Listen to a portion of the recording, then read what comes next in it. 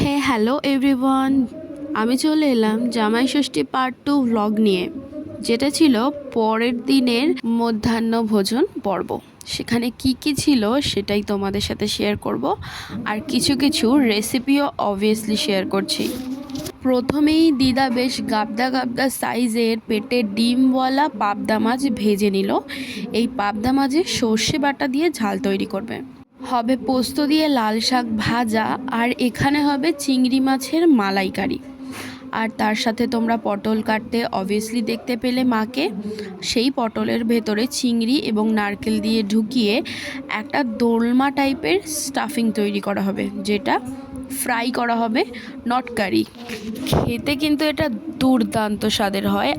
আমার বোনের এবং বাপির খুব ফেভারিট এটা।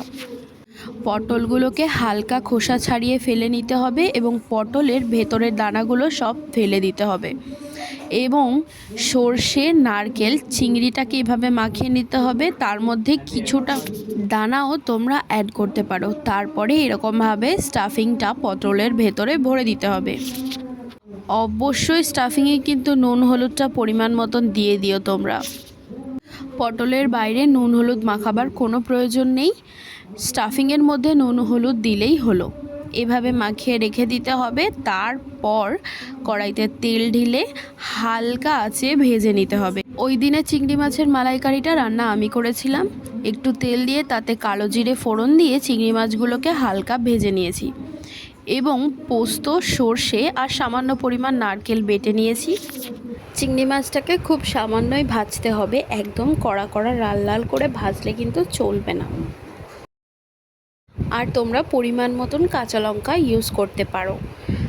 চিংড়ি মাছটা আমার এখানে ভাজা কমপ্লিট। এবার আমি মশলাটাকে দিয়ে বেশ কিছুক্ষণ নাড়াচাড়া দিয়ে যখন মশলার একটা ভাজা ভাজা গন্ধ বেরোবে, তখন তোমরা পরিমাণ মতন জলটা ইউজ করো। জলটা খুব বেশি পরিমাণে দেওয়ার মোটেও দরকার নেই। চিংড়ি মাছটা আমার বোন ছাড়িয়েছে, সেই কারণে চিংড়ি মাছের পাগুলো এভাবে দেখা যাচ্ছে, যার কারণে আমার রান্না করতে খুবই সমস্যা হচ্ছিল। আর আমি রাধে রাধে এটাই বলছিলাম যে পাগুলো কেটে ফেলে দিতে পারোনি, অথবা পাগুলো কেটে আলাদা করে দিতে পারোনি। খুব ইরিটেট হচ্ছিল চিংড়ি মাছের পাগুলোর জন্য। এই দেখো আমি এখানে জল দিয়ে দিয়েছি, আর জলটা ফুটে যখন হালকা কমে আসবে তখন আমি নামিয়ে নেব। আর শেষে দিতে হবে সর্ষের তেল, এটা কিন্তু মাস্ট ইম্পর্ট্যান্ট।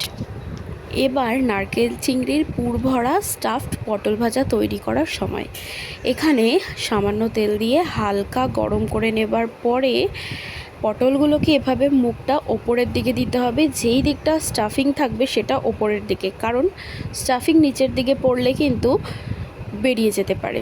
তো সব পটল কটা দিয়ে বেশ কিছুক্ষণ ঢাকা চাপা দিয়ে দিয়ে লাল লাল করে ভাজতে হবে।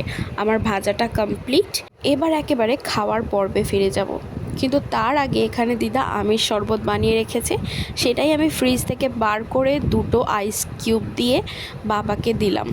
যদি তোমরা চাও তাহলে অবশ্যই দিদাকে বলবো এই রেসিপিটা তোমাদের সাথে শেয়ার করতে, কারণ আমের শরবতটা আমি খাইনি, তাই আমি বলতে পারবো না যে এটা কেমন হয়েছে।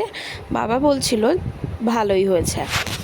বাপি আমের শরবতটা খেতে খেতে বলছিল নুনের পরিমাণটা একটু বেশি হয়ে গেছে যদিও, কিন্তু খেতে বেশ ভালোই হয়েছে। আর দুটো আইস কিউব অ্যাড করে দিলে সেটা কম হয়ে যেত। চলো এবার খাওয়া দাওয়ার পালা। খাবার এখানে সার্ভ করা হয়ে গেছে, সবার জন্য গুছিয়ে থালা বাড়া হয়ে গেছে। আর দেখতেই পাচ্ছ তরকারিগুলো কি সুন্দর লাগছে দেখতে।